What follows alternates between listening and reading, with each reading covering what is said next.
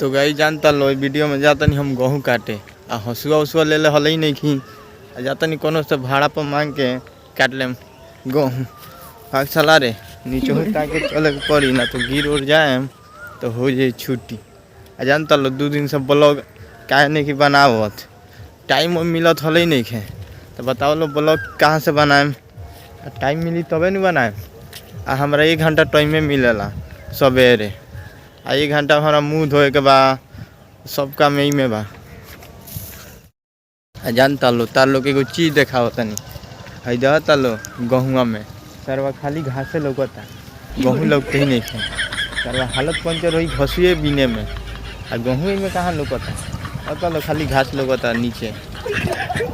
भाग चला रे जाता नहीं भर ऐसा गेहूँ के काटी। अता लोग दिखाओ अता लोग एगो कोना में बैठ के गेहूँ काटता आ हम हे कोना से काटे के हमारा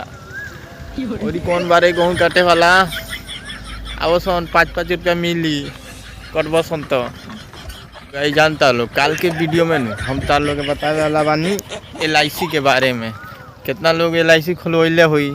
आ केलहन उतार लोग के बेवकूफ़ बनावल सन ओकरा बारे में एगो बढ़िया वीडियो बनावे वाला बानी तो टेंशन मत लो आ वीडियो के देखिए लो आ शेयर करिए लो आ हम लोग को सपोर्ट करिए लो तार लोग बढ़िया बढ़िया चीज़ बतावे वाला बानी तो कैसे हमरो टाइम ना मिलेला 1 घंटा लगभग आधा घंटा टाइम मिलेला कैसे हम सवेरे उठ के उठे नहीं 8 बजे उठला के बाद खाना वाना खाओ के 9 बजे से काम पर चल जानी अब ओने आवनी 5 बजे तो अन्हारे हो जा अन्हार होला तो मान लो वीडियो बनावे के टाइमे ना मिलेला। आ जानता लो एक दिन तार लोग के बताएम जानता लो का वीडियो बनावे खातिर कोची के सामना करे के पड़ेला तारा लोग के बतावे वाला बानी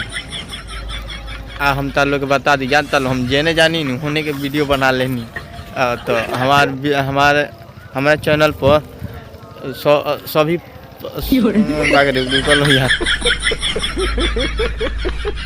सभी प्रकार के वीडियो मिली। हाँ जेने मतलब जाए ओने के वीडियो तार लोग के मिली तो ऑलराउंडर हमारा चैनल पर तार लोग के वीडियो मिली तो सपोर्ट करिए लो।